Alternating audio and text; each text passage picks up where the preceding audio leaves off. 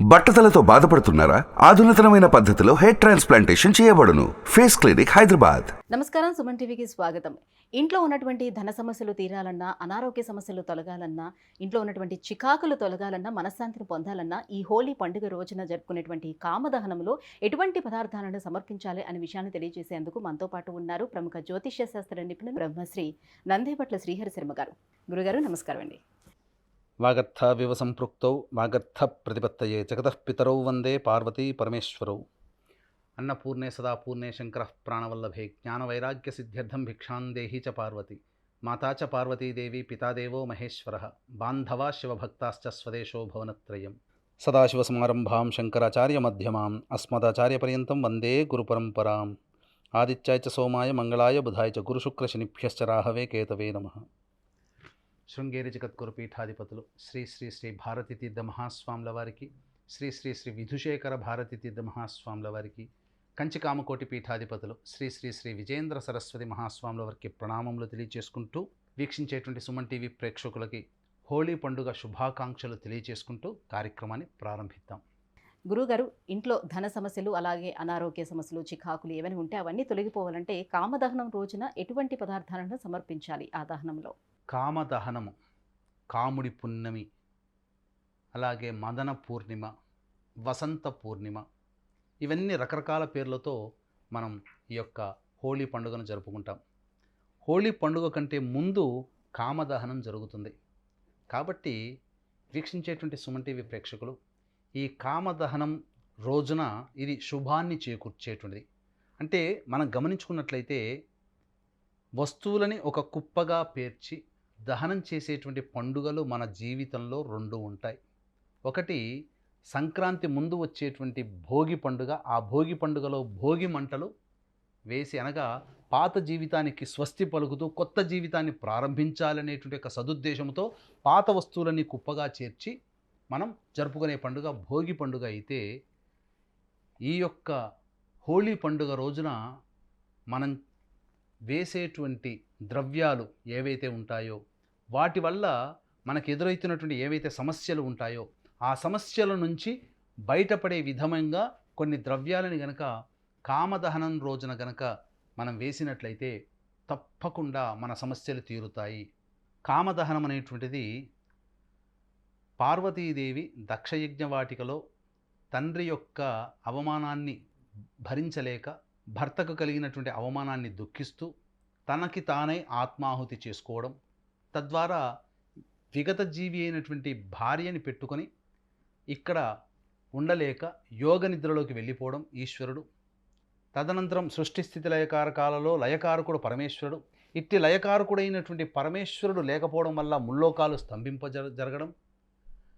ఈ క్షోభించేటువంటి ముల్లోకాలు క్షోభించే సమయంలోనే తారకాసురుడు పార్వతీదేవికి మరియు ఈశ్వరుడికి జన్మించిన సంతానంతోనే తనకి మరణం రావాలని కోరుకోవడం, తద్వారా ఇది జరగకపోవడం.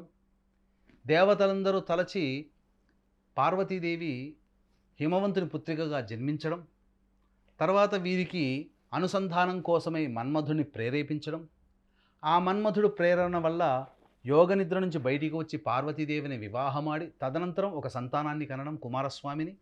ఆ కుమారస్వామి చేతిలో తారకాసుర సంహారం జరిగింది. ఇదంతా అందరికీ తెలిసిందే. అయితే యోగ నిద్ర నుంచి ఎవర్రా నన్ను లేపింది, ఎవరు నాకు భంగాన్ని కలిగించారు అనేటువంటి యొక్క భావముతో, కోపముతో చూడగా ఎదురుగా మన్మధుడు కనబడడంతో తన త్రినేత్రముతో ఆ మన్మధుడిని దహనం చేసేసాడు, బూడిద కుప్పగా మార్చేసేసాడు. మన్మధుడు బూడిద కుప్పగా దహనమైపోయినటువంటి రోజుననే కామదహనం అనేటువంటిది మనం జరుపుకుంటాం. అంటే ఏంటి? ఈ కామదహనం అనేటువంటిది ఆది దంపతుల నుంచి ద్వారా పుట్టింది. కాబట్టి సమస్త లోకాలకి ప్రేమని, ఆప్యాయతని, అనురాగాన్ని పంచేటువంటి యొక్క మన్మధుడు లేని రోజుగా ఈ యొక్క పౌర్ణమి, మదన పూర్ణిమని మనం పండుగ జరుపుకుంటాం. కాబట్టి వీక్షించేటువంటి ప్రేక్షకులు ఈ పౌర్ణమి కంటే, అనగా హోళీ పండుగకి ముందు వారం రోజుల, తర్వాత వారం రోజులు ఎటువంటి శుభకార్యాలు చేయరు. శాస్త్ర సమ్మతం ఇది. అయితే ఈ హోళీ పండుగ ఇంకొక గాథ కూడా. విష్ణుద్వేషి అయినటువంటి హిరణ్యకశిపుడు తన కడుపున పుట్టినటువంటి విష్ణు భక్తుడైనటువంటి భాగవతోత్తముడైనటువంటి ప్రహ్లాదుని చూసి అసూయ చెంది క్రోధముతో కోపముతో అనేక విధాలుగా చంపాలని చూసిన విష్ణుమాయ చేత తిరిగి బ్రతకడం, దీన్ని జీర్ణించుకోలేని తపన పడినటువంటి ఆ హిరణ్యకశిపుడి అయినటువంటి చెల్లెలైనటువంటి హోలిక అనేటువంటి రాక్షసి, నేను నీకు శాంతన కలిగిస్తానన్నయ్య, నీ కోరిక నెరవేరుస్తాను, ప్రహ్లాదుని నేను సంహరిస్తానని చెప్పి అగ్నిలో దూకడం, తన చేతిలో పట్టుకుని అగ్నిలో దూకగా విష్ణుమాయ చేత పూలపాన్పు మీద నడిచి వచ్చినట్టుగా అగ్నిలోంచి బయటికి రావడం, ఆ అగ్నిలోనే హోళిక అనేటువంటి రాక్షసి దహనమైపోవడం, ఇవన్నీ జరిగిపోయాయి. తద్వారా దీని ద్వారా జరిగినటువంటి అంతరార్థం ఏంటంటే, పిల్లలు ఎవరైతే ఉంటారో 16 ఏళ్ల లోపల వాళ్ళందరూ కూడా బాలికలే కాబట్టి వాళ్ళకి ఎటువంటి అనారోగ్య సమస్యలు రాకుండా ఈ యొక్క హోళీ పండుగ రోజున, ముందు జరిగేటువంటి కామదహనం రోజున పిల్లలు ప్రధానంగా ఆ యొక్క దహనాన్ని ఏర్పాటు చేస్తారు.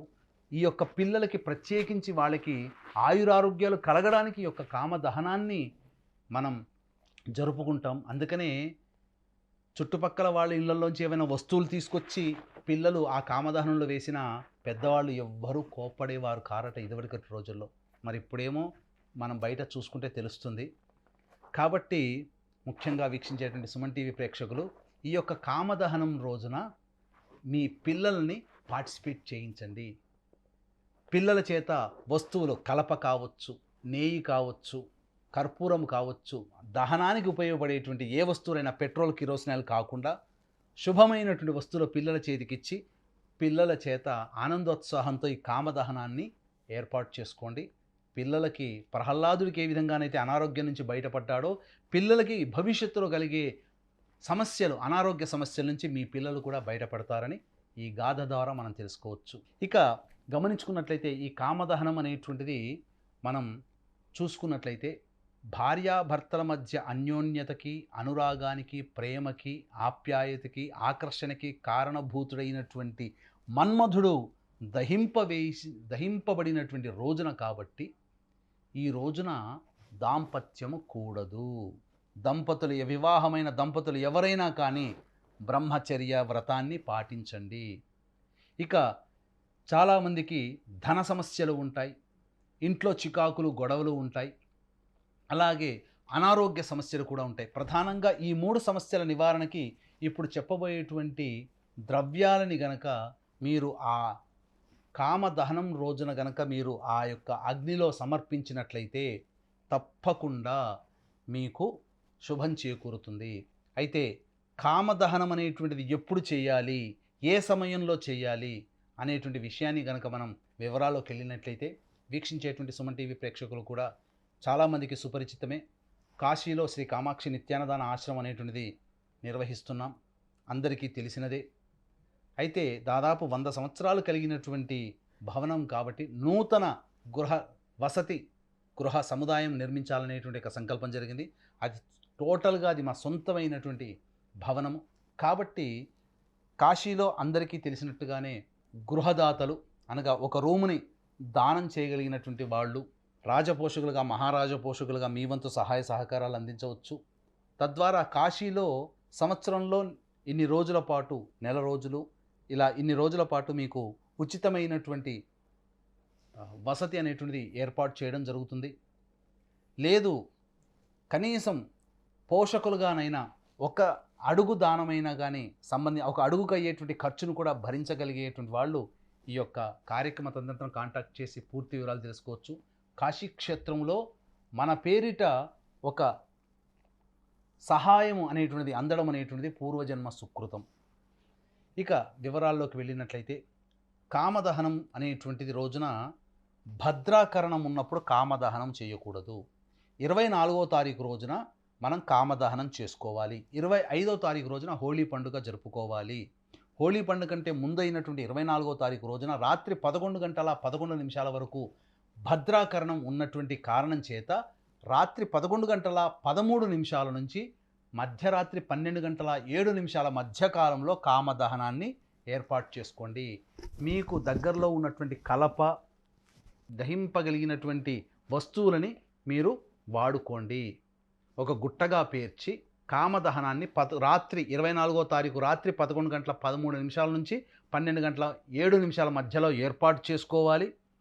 అలాగే ఆర్థిక సమస్యలతో ఉన్నటువంటి వాళ్ళు ఎండు కొబ్బరి, తమలపాకులు, వక్కలు ఆ కామదహనంలో మీకు ఆర్థిక సమస్యలు తీరాలని చెప్పి మీరు సమర్పించండి.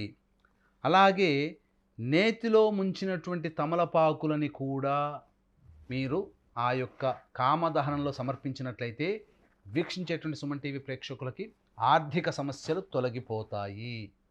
ఇక అనారోగ్య సమస్యలు ఉన్నటువంటి వాళ్ళు, ముఖ్యంగా అనారోగ్య సమస్యలతో బాధపడేటువంటి వాళ్ళు అనారోగ్యం నుంచి బయటపడాలి అంటే ఒక చక్కటి వైద్యం లభించాలి, వైద్యుడు లభించాలి, ఒక చక్కటి మందు లభించాలి. తద్వారా మీ యొక్క అనారోగ్యం నుంచి మీరు బయటపడతారు. ఏదో సినిమాలో చూపినట్లుగా ఇలా అనగానే అలా వేయగానే ఇలా అనారోగ్యం పోదండి. ప్రాక్టికల్గా ఆలోచిస్తే మంచి మందు దొరుకుతుంది, లేదా మంచి వైద్యుడు దొరుకుతాడు. తద్వారా మనకు అనారోగ్యం తగ్గుతుంది. కాబట్టి అనారోగ్య సమస్యలతో ఉన్నటువంటి వాళ్ళు పిప్పళ్ళు, మిరియాలు, తిప్పతీగ, కర్పూరం ఇవి ఆ కామదహనం రోజున మండే అగ్నిలో మీరు వేసినట్లయితే తప్పకుండా మీకు అనారోగ్య సమస్యలు తగ్గుముఖం పడతాయి. ఇక ఎల్లప్పుడూ ఇంట్లో చికాకులు, గొడవలు, సమస్యలు, అసలు ప్రశాంతత లేని జీవితాన్ని గడిపేటువంటి వ్యక్తులు ఎవరైతే ఉంటారో అటువంటి వారు ఆ సమస్యలు, ఇంట్లో చికాకులు తొలగిపోవాలనే భావనతో కామదహనం రోజున చెప్పబడినటువంటి సమయంలో తేనెలో ముంచినటువంటి బార్లీ గింజలు, తామర గింజలని ఆ యొక్క కామదహనంలో వేయాలి. బార్లీ పొడిని కాముడి దగ్గర నైవేద్యంగా పెట్టాలి. ఈ చెప్పబడినటువంటి పరిహారాలు అయితే ఎవరైతే చేస్తారో వారికి సంపూర్ణమైనటువంటి శుభాలు జరుగుతాయి. కాముడి దహనం జరిగినటువంటి రోజున మదన పూర్ణిమ మరియు కాముడి పున్నమి అని అంటారు. ఈరోజు అత్యంత ప్రభావవంతమైనది. 1000 సూర్యగ్రహణాలు, 1000 చంద్రగ్రహణాలలో జపం చేసుకుంటే ఎంత ఫలితం వస్తుందో ఈ యొక్క హోళీ పండుగ రోజున అంతటి ప్రభావం ఉంటుంది. కాబట్టి అత్యంత భక్తి శ్రద్ధలతో, అంతే విధంగా మెరుగై, అంతే విధంగా ఎక్కువైనటువంటి ఆనందోత్సాహంతో ఈ హోళీ పండుగని ఆనందంగా జరుపుకోండి. మీ ఆనందం మీ కుటుంబ సభ్యులు, మిత్రులతో పాటుగా జరుపుకుంటూ దైవానికి కూడా ప్రాధాన్యత ఇచ్చి ఈ సమస్య నుంచి బయటపడడానికి చెప్పబడినటువంటి వాళ్ళందరూ కూడా ఆ రాశిలో జన్మించిన వాళ్ళు ఆ విధంగా మీరు చేసుకున్నట్లయితే మంచి శుభాలు పొందుతారు అని చెప్పడంలో ఏమాత్రం సందేహం లేదు. గురుగారు, కామదహనం రోజున ఎటువంటి వస్తువులను అగ్నికి సమర్పిస్తే ధన సమస్యలు కానీ అనారోగ్య సమస్యలు కానీ తొలగిపోతాయి అనే విషయాన్ని తెలియజేసినందుకు ధన్యవాదాలండి. సర్వం శ్రీ ఉమామహేశ్వర పరబ్రహ్మార్పణమస్తు.